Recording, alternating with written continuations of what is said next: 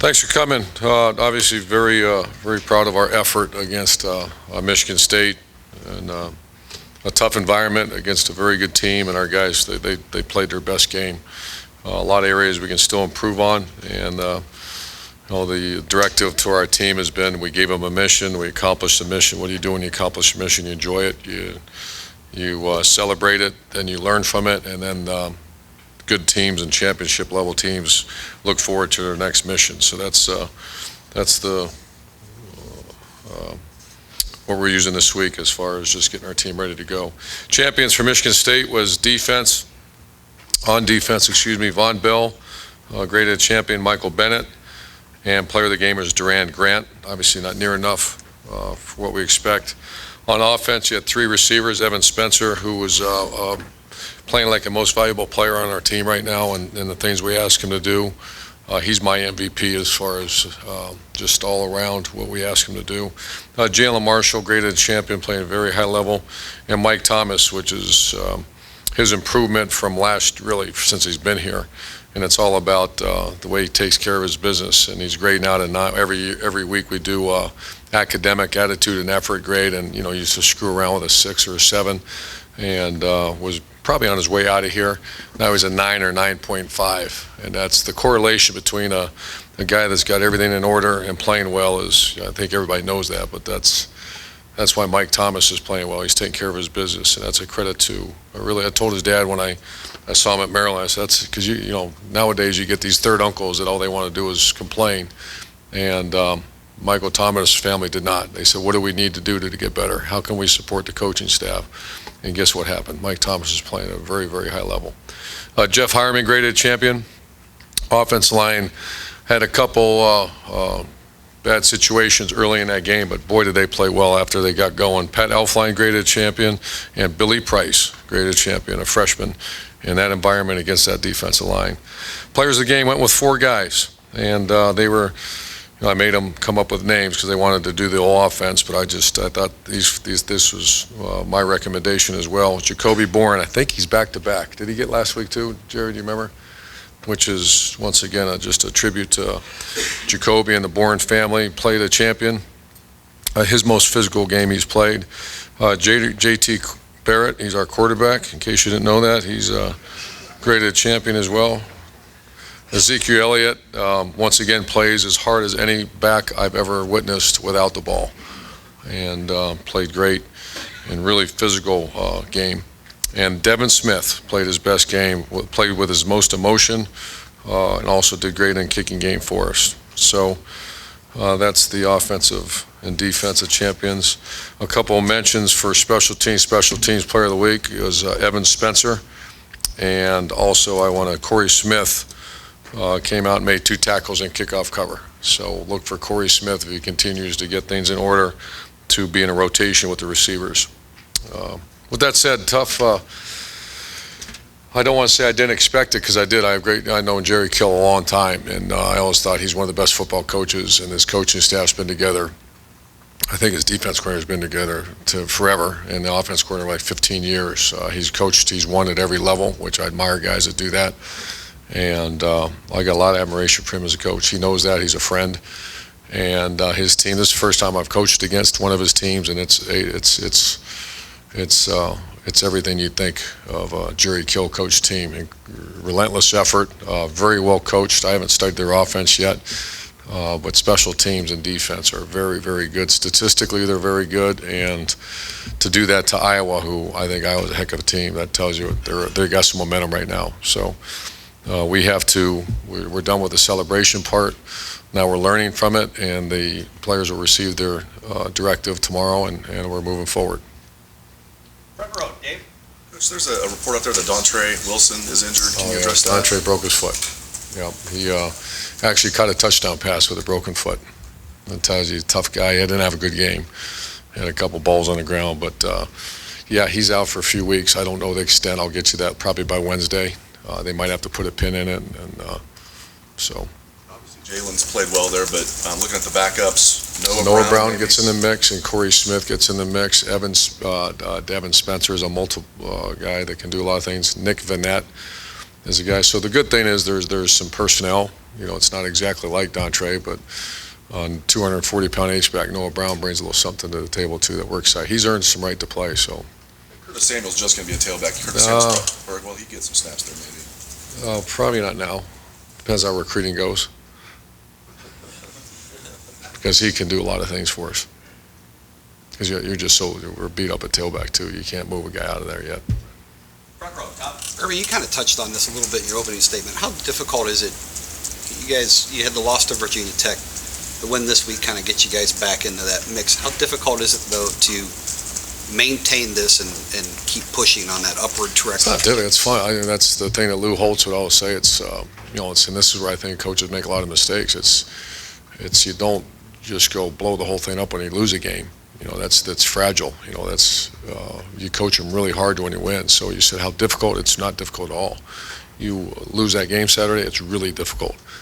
Now you got problems. Now you got motivation problems. So it's all the way we handle it. And the good thing is I got 9 good coaches, and more importantly, I got players that understand that we didn't play as well as we could on defense, and we expect to play much better. 2 weeks ago we didn't play as well on offense, so there's plenty to work on. With JT's progress, have you coached a kid or quarterback who's made as much progress in 3 weeks or 3 months as he has, and would you consider him a guy to throw out in a Heisman mix right now? Well, great question. I think Alex Smith was a guy that obviously that's a big name, so to start throwing Alex Smith around, but you asked me a question, and Alex couldn't call a play his first snap against Utah State and went on to be what he was. And really by the end of his first year playing for us, he was a sophomore. He made just every week incremental jumps as far as how he handled business. And JT's like that. JT's made incredible jumps as far as how he handles his business, and accuracy of passing last week was fantastic. So to answer your question, I'm not seeing it. I've seen one, Alex, make that kind of improvement. And you said as far as the Heisman, when I get national questions, it's so hard because I have not seen anybody play. I've seen the teams replay, and I'll flip it on Thursday nights. I'll watch some football, and that's about it. So I haven't seen. I think statistically he's got to be in the mix somewhere. I think, but I haven't even asked Jerry for that information yet. Front row, Bill. Was Saturday's offensive performance what you wanted to see? It's our best performance we've had since we've been here. It's very balanced, and I think you have to. What I always like to do is, obviously statistically, I think we probably had more yards against other teams, but that was against a legitimate top 5 defense in America, and a bunch of NFL players on that defense, and it was very well executed. And as far as the defense goes, obviously you up 37 points, but as far as the pass defense with Chris Ash being hired, was that the triggering and the aggressiveness, was that closer to what you had in mind? Yes, I mean, you take away, I think when you get ahead by a couple scores, what happens, you start playing that bend but don't break, which I can't stand, and I'm not sure many people can stand, but it's also probably the smart thing to do, keep the ball in front of you, close the middle of the field at times, which we did and gave up some yards. So I'm not in a panic. I think our defense coaches are a little upset with the way things transpired that we got to get fixed, and we're still looking for that rotation at defensive line, and I'm upset about that we can't get that done, and so there's going to be a lot of pressure on guys this week to get that done. Front row, Austin. Urban, when you recruit somebody like Jalen Marshall, even in high school, do you start envisioning all the various ways that you can use them, or do you have to wait till they get on campus before you can start tinkering and whatever? No, we put the APB out every year for the multi-dimensional athlete on offense, and it's the tight end H and it's the tailback H. And we just, over the years, that position has evolved. You like moving those checkers around when you have guys that can take direct snaps. When you have and a quarterback, the thing I always look at too is, Joe Hayden was a quarterback in high school. You're not going to just put your best player out there for 30 plays a game at corner. If he's a great player, he's going to touch the football. And so Jalen Marshall played quarterback in high school. It's right where he should have played. He's the best, I don't know, but I do know because I watched him. He was the best player on that team. So the APB has always been out for those kind of athletes that can do multiple things. Are you Do you feel this year you're more comfortable taking a quarterback out and putting in Dontre Wilson or Jalen in that Wildcat than you were the last couple of years? Oh, yeah. Yeah, more with Jalen because he's a quarterback. Dontre, we didn't do a lot. Jalen was cramped when we did that little trick play with Dontre in there, but I'm more comfortable with. We're slowly teaching Curtis, because I think the Wildcat's legitimate, especially at tempo, but Jalen gives you, and he can throw. We have a couple passes ready for him too. Tim? Yeah. Perfect. When you look at JT Barrett, though, you were asked a while ago about the Heisman kind of thing and stuff, but where has he made the biggest jump from the standpoint of just poise, or whatever you want to call it? I mean, where can you definitely point to he is so much better than he was against Virginia Tech? Just the understanding of the game. I think Tom's done a very good job with him, and I think the personnel around him has really improved. He was really prepared for this game, and so were the wideouts, our two coaches on that side of the ball, and really the offense staff did a heck of a job getting that group ready. I felt it during the week too. But his biggest jump is just the management, just being a manager. He does a good job getting us in the right play. He understands defenses really well now, and his accuracy. When he's accurate, that's a tough one to stop because he gets us into the right. The ones he missed, I think the week before, he went the right place with the ball. He just misfired. You don't see him very often go the wrong place with the ball, and he's a very intellectual quarterback, very smart quarterback. The other thing, Joey Bosa had 6.5 sacks his previous 3 games, or some stat like that. Saturday night he was shut out from a sack standpoint.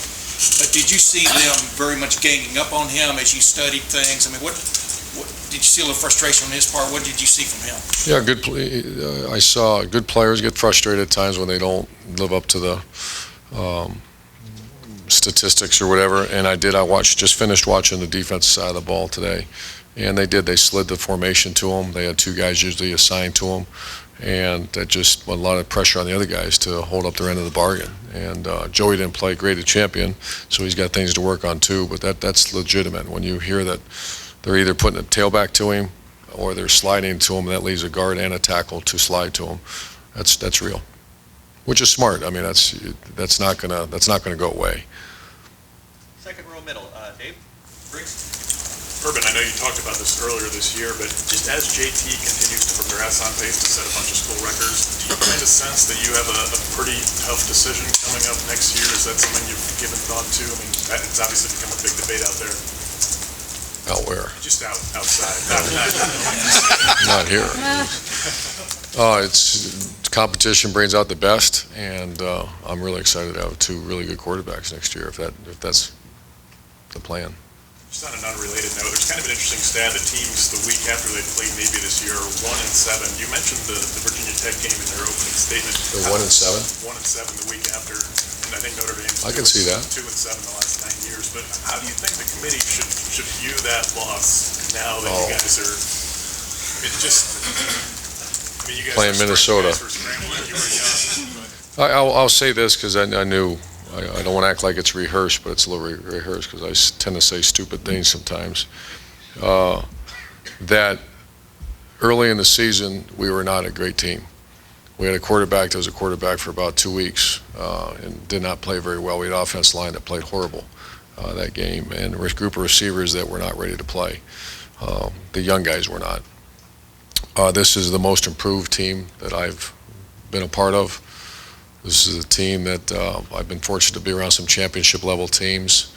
They have a common characteristics, and they're grinders. They get better each week. Those are championship level teams. So this is, now once again, this could all be gone if we don't go out and continue to do what we do, and that's grind on a Tuesday and Wednesday and a Thursday. So that's really the only thing I can really, because I don't really study other I keep getting all those questions, and I don't know.